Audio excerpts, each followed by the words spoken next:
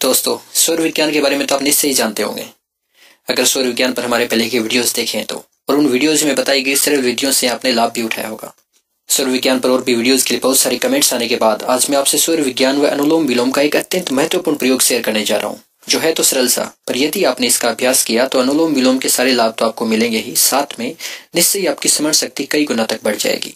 ये प्रयोग मैंने भी कुछ ही महीनों पहले गुरुजी से जाना और फिर प्रयोग किया है। हाँ, अभी भी प्रयोग कर रहा हूँ और इसके प्रभाव को स्पष्ट रूप से अनुभव कर रहा हूँ।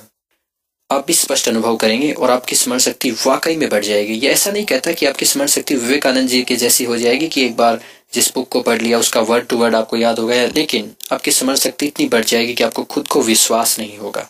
वर्षों पहले घटित बात भी आपको याद आने लग जाएंगी और आसानी से आप पढ़ी हुई चीज को याद रख पाओगे और हर एग्जाम को क्रैक कर पाओगे। हाँ, लेकिन पहले मुझे ये बताइएगा, सौर विज्ञान पे मैंने पहले भी वीडियोस बनाए थे, कुछ विधियां आपको बताई थी 2-3 महीने पहले। आशा आपने प्रयोग भी किया होगा। अगर आपने प्रयोग किया तो उसके क्या रिजल्ट्स रहे ये कमेंट्स में जरूर बताइएगा, ताकि लोग जान सके कि जो मैं वीडियोज में बता रहा हूँ वो वाकई में काम करता है या नहीं। और इस विधि के बारे में मेरा यही कहना है, सिर्फ 20 दिन इसका प्रयोग करना और उसके बाद में मेरा वीडियो यहीं पर है। अगर आपके लिए काम ना करे तो जो चाहे मर्जी करना, जो चाहे मर्जी कहना। तो दोस्तों, चेतन और अचेतन मन के बारे में तो आप जानते ही होंगे कि हमारे मन में जहां तक हमारी पहुंच होती है, जिसके प्रति हम अवेयर होते हैं, वो चेतन, और जहां हमारी पहुंच नहीं है उस भाग को हम अचेतन मन कहते हैं। और मनोविज्ञान कहता है कि सिर्फ 10% भाग ही हमारे मन का चेतन होता है, वही हमारे नियंत्रण में है और हम उसी की सामर्थ्य का उपयोग कर पाते हैं। साथ ही साथ मनोविज्ञान यह भी कहता है, और सम्मोहन विज्ञान यानी हिप्नोसिस ने तो इसे प्रमाणित भी कर दिया है, कि मनुष्य कभी भी कुछ नहीं भूलता। उसके जन्म से घटी हर एक घटना उसको हूबहू याद है, लेकिन सिर्फ वो गहराई में दबी हुई है, इसलिए वो उसे याद नहीं आती। तभी तो हमारे बचपन में किसी घटना जैसी कोई घटना होने पर वो घटना हमें याद हो आती है।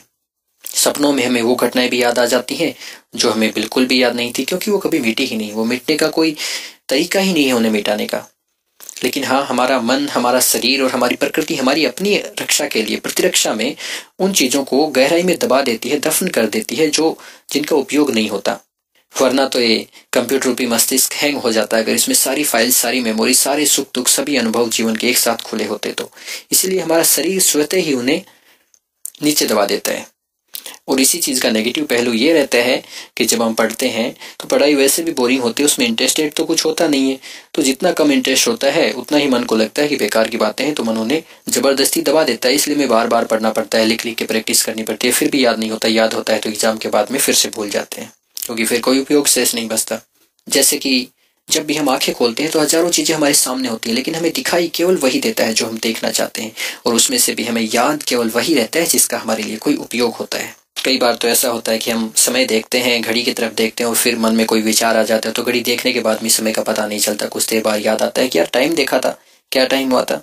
देख कर भी नहीं देख पाते, क्योंकि उस टाइम हमारा कॉन्शियस माइंड कहीं और बिजी हो जाता है। लेकिन वो तस्वीर तो मन में जाती है ना, आंखें उस तस्वीर को देखती है और मस्तिष्क तक भी वो सूचना पहुंचती है, तो वो कहाँ जाती है? स्पष्ट सा जवाब हमारे अवचेतन में जाती है। तो बात यह है कहने की कि हर चीज हमारे अचेतन में हर समय, हर वक्त, हमेशा याद रहती है। बस हमें करना इतना है कि चेतन और अचेतन को आपस में मिलाना है, एक तालमेल बैठाना है और उसकी गहराइयों तक जाना है। फिर हमारी स्मरण शक्ति अपने आप ही तीव्र हो उठेगी। बहुत से लोगों की होती है, बहुत से लोगों में जन्मजात होती है, बहुत से लोगों में, योगियों में, साधकों में प्रैक्टिस के द्वारा, अभ्यास के द्वारा बढ़ जाती है। सुना होगा आपने भी ऐसे लोगों के बारे में। तो आप भी कर सकते हैं, कोई बड़ी बात नहीं है। मैंने किया और मैंने बहुत परिवर्तन अनुभव किया। करना सिर्फ इतना है, बहुत ही सरल है। सौर विज्ञान का ज्ञान होना भी इसके लिए आपको ज्यादा जरूरी नहीं है। बस इतना ज्ञान रखो कि जब दाएं स्वर से श्वास चलती है तो उसे सूर्य स्वर कहते हैं, जो पिघला नाड़ी में चलता है, और ईड़ा नाड़ी में बायां स्वर यानी चंद्र स्वर। तो अब आपको इस प्रयोग के लिए इतना ही करना है कि सबसे पहले अपना स्वर चेक करें। अगर चंद्र स्वर चल रहा हो तो उस समय ये प्रयोग ना करें। ये प्रयोग आपको सिर्फ उसी समय करना है जब सूर्य स्वर चल रहा हो। सूर्य स्वर चल रहा है तो घुटने